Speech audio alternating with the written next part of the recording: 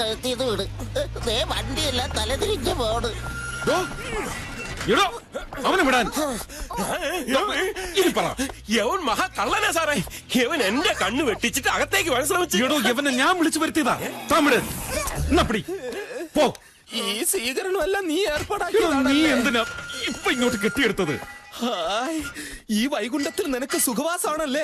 കൊട്ടാരം ഒന്ന് പറഞ്ഞു കേട്ടിട്ടേ ഉള്ളൂ. ഇപ്പതേ നേരിട്ട് കണ്ടു. ഈ കൊട്ടാരത്തിൽ തോഴിമാരുണ്ടോടാ? തൊഴിയുണ്ടാവും.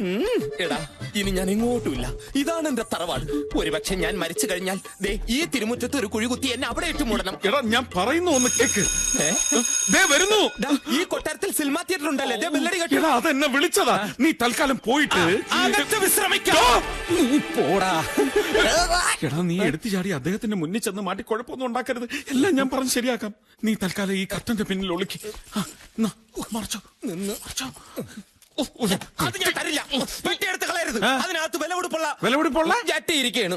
ഇവിടെ വരുന്നോണ്ട് ഞാൻ 10 രൂപയ്ക്ക് 4 എണ്ണം വാങ്ങിച്ചതാ. ദാ വരുന്നു.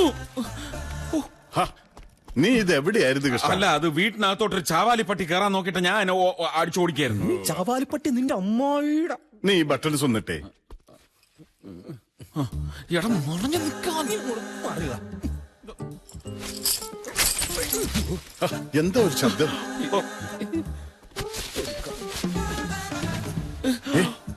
കൃഷ്ണ ആരോ ഇതിനകത്ത് കയറിയിട്ടുണ്ട്.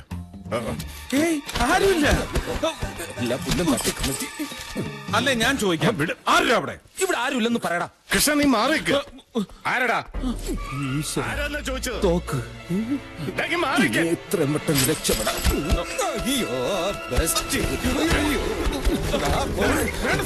Sorry sir.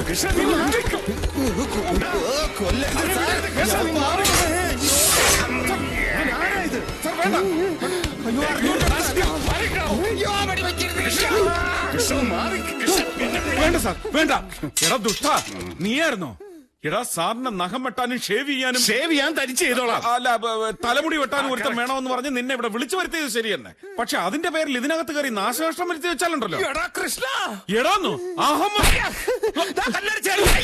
അടിച്ചടിച്ചു നിന്നെ. മതി എടോ, തന്നെ ആവശ്യമുള്ളപ്പോ വിളിച്ചോളാം. അപ്പൊ കത്തിയോ എന്നാ വെച്ചപ്പാ താനിപ്പോ ഒന്ന് ഒഴിവായാ മതി. പോടോ. അല്ല അങ്ങനെ അവനെ വിട്ടാൻ പറ്റത്തില്ല സാർ. ഇവൻ ഇവിടെ ഉണ്ടാക്കി വെച്ച നാശനഷ്ടത്തിന് ജീവിതകാലം മുഴുവൻ ഇവിടെ പുറത്ത് തൂമ്പാപ്പണി എടുത്തിട്ട്. എന്റെ പൊന്നു കൃഷ്ണ, ഇവനെ അകത്തും പുറത്തും നിർത്താൻ കൊള്ളില്ല. ഇവന്റെ ലക്ഷണം കണ്ടാൽ തന്നെ അറിയാൻ പാടില്ല. നീ ഒന്ന് ഒഴിവായിത്താടാ. പോടാ. ഒന്ന് ഇറങ്ങി പോടാ ക്നാപ്പാ. എന്റെ കൃഷ്ണ. അല്ല സാർ ഓരോ മാരണങ്ങൾ വന്ന് കേറുന്നതേ.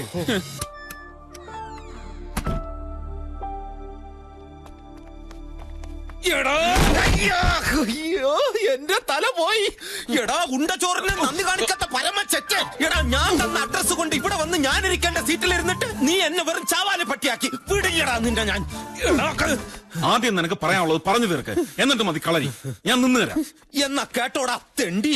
എടാ ഞാൻ ഇവിടെ വരുമ്പോ എന്നെ സ്വീകരിച്ച് ആനയിച്ച് ആ ഗണപതി സാറിന്റെ മുന്നിൽ കൊണ്ടുപോയി നിർത്തിയിട്ട് എന്റെ കാല് തൊട്ട് വടങ്ങിട്ട് ഈ നല്ല മനുഷ്യൻ കാരണമോ സാറ് ഞാനിവിടെ എത്തിയത്. അങ്ങനെ പറയുമ്പോ അന്തസ്സോടെ തലയുയർത്തി ഞെളിഞ്ഞു നിൽക്കുന്ന സ്വപ്നം കണ്ടുകൊണ്ടാണ് ഞാൻ ഇവിടെ വന്നത്. ആ എന്നെ അദ്ദേഹത്തിന്റെ മുമ്പിലിട്ട് പട്ടിയെ തല്ലുന്ന പോലെ തല്ലിയതും പോരാ എന്നെ നീ തൂമ്പാപ്പണി എടുപ്പിക്കല്ലടാ. ഇനി നിന്ന് ആടാ നിന്നെ മനസ്സ് നിറയെ തല്ലട്ടെ. പറയാനുള്ളത് പറഞ്ഞു തീർന്നല്ലോ.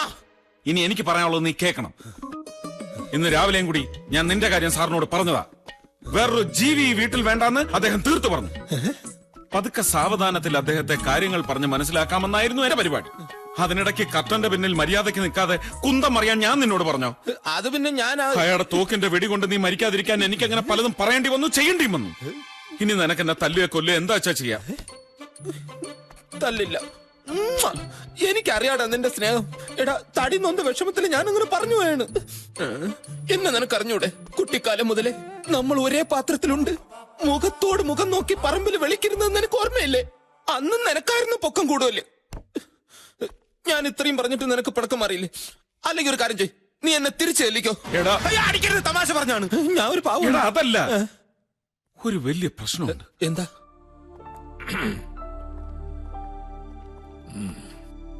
സാർ അല്പം വീക്കാണ്. മനസ്സിനാണ് അസുഖം. ഭാര്യയും മകളുടെയും കാര്യം കൊണ്ട് മനസ്സ് വല്ലാതെ അസ്വസ്ഥമാണ്. പണം കൊണ്ട് മാത്രം എന്ത് കാര്യം? മനസ്സുഖം വേണോടോ. അദ്ദേഹത്തെ ഓരോ തവണ കാണുമ്പോഴും സത്യത്തിൽ എനിക്ക് വലിയ സങ്കട. ആ, എവിടം വരെ ആയി അന്വേഷണം? ആഴ്ച 2 ആയല്ലോ തുടങ്ങിയിട്ട്. പല വഴിക്കും നടത്തുന്നുണ്ട്. കണ്ടു കിട്ടിയാ നന്ന്. മരുന്നുകൊണ്ടൊക്കെ ചെയ്യാവുന്നതിനൊരു പരിധിയുണ്ടോ?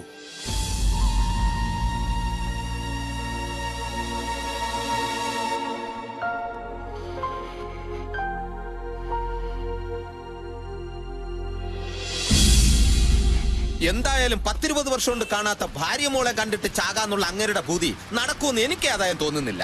കണ്ണിച്ചോരയില്ലാത്ത വർത്താനം പറയാതെ. എങ്ങനെ പറയാതിരിക്കും? ഗണപതി സാറിന്റെ സ്വന്തം കൂട്ടുകാരനെ വരെ ഇതുവരെ കണ്ടുപിടിക്കാൻ പറ്റിയിട്ടില്ല. എന്തോരം നമ്മൾ അലഞ്ഞതാ. അങ്ങേരുടെ പേര് എന്ത് നമ്പ്യാതിരി? നമ്പ്യാതിരി അല്ല, പിന്നെ നമ്പൂതിരി. ഈശ്വരൻ നമ്പൂതിരി. എടാ, ഐഡിയ. പത്രത്തിലൊരു പരസ്യം കൊടുത്താലോ? ഗണപതി സാറ് ഭാര്യ മകളെ അന്വേഷിക്കുന്നു എന്ന് പറഞ്ഞു. അതൊക്കെ സാർ കുറെ പയറ്റി നോക്കിയതാ. അതിന്റെ പേരിൽ കുറെ കാശ് പോയതെന്ന് വെച്ചാ. അപ്പൊ ആ വഴി അടഞ്ഞു.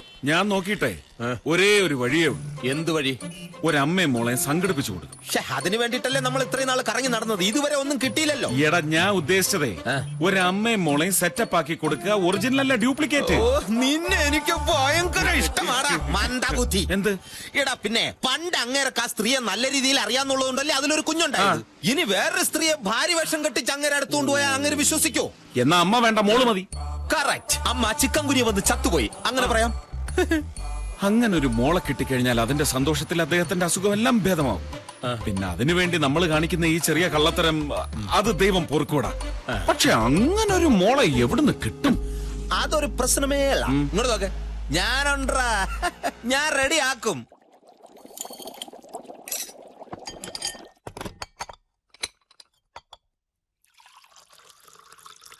ഉണ്ണികൃഷ്ണ, ഉണ്ണികൃഷ്ണ, ഉണ്ണികൃഷ്ണ. വെള്ളം. അതിനാണോ നീ കിടന്ന് കീറിപ്പൊളിച്ചത്? ഞാൻ കുടിച്ചിട്ട് വരട്ടെ. എടാ, എടാ, അത് ചായയുടെ തിളപ്പിച്ച വെള്ളമായിരുന്നു. വരെ പൊള്ളി.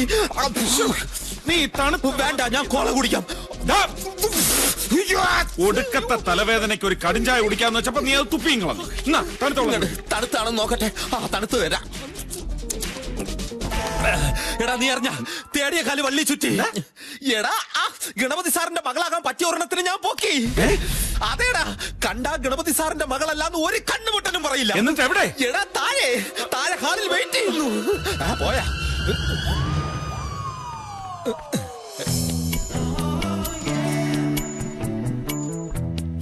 എവിടുന്ന് കിട്ടി? ഞാൻ കുഴിച്ചെടുത്ത്. എടാ, അതൊക്കെ വിശദമായിട്ട് പിന്നെ പറയാം. ആളെങ്ങനെയുണ്ട്? ബാക്കി നോക്കേ, ഫ്രണ്ടിൽ നിന്ന് എങ്ങനെ? എന്താ നിന്റെ ഉദ്ദേശം? എന്റെ കൊക്കിന് ജീവനുണ്ടെങ്കിൽ ഞാൻ അതിനൊന്നും സമ്മതിച്ചില്ല. ഗണപതി സാറിന്റെ മോളെന്ന് പറയുമ്പോ ഒരു എടുപ്പൊക്കെ വേണ്ടേ? അതാ ഞാൻ ചോദിച്ചത്. അല്ലാതെ നീ. ഞാൻ വിചാരിച്ചു. എന്നാലും ആ നല്ല മനുഷ്യന് നീ ഇപ്പൊ ചെയ്ത ഈ ഉപകാരം ഉണ്ടല്ലോ, ദൈവം നിനക്ക് കൂലി തരും. Thank you. അപ്പോ സാറിനോട് പറയാലോ? പറയാം. എടാ, ഇനി സാറിന് കണ്ടിഷ്ടപ്പെട്ട് മോളായിട്ട് അംഗീകരിച്ച് കഴിയുമ്പോ എവള് നമ്മുടെ അടുത്ത് മുട കാണിക്കൂ? ഇതൊരു പാവ കന്യാസ്ത്രീ അല്ലേ? നീ കന്യാസ്ത്രീയാണോ പിടിച്ചോണ്ട് വന്നേക്കുന്നത്? കന്യാസ്ത്രീ അല്ല ഞാൻ ഉദ്ദേശിച്ചത്.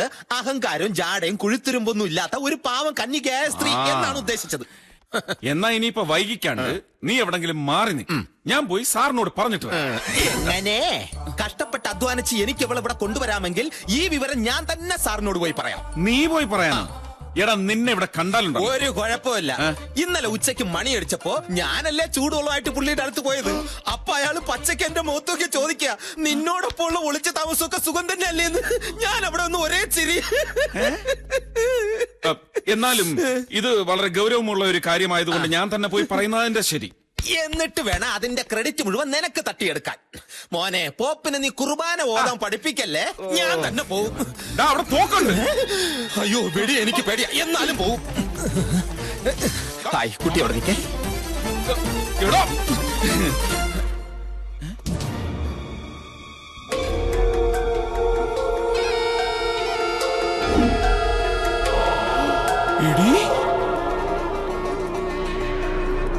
എടി, നീയാണോ ഇവിടെ മോളായിട്ട്?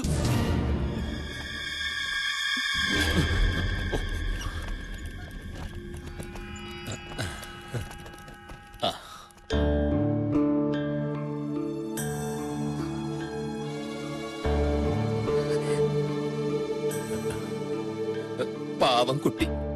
ജനിച്ച നാൾ മുതൽ അച്ഛന് തേടിയുള്ള അലച്ചിലായിരുന്നു. അതാ ഈ ക്ഷീണം. കഥകളെല്ലാം എന്നോട് പറഞ്ഞു. ഞാൻ ഒരുപാട് കരയും ചെയ്തു. ഞാനിപ്പോ ഭയങ്കര കരച്ചിലായിരുന്നു.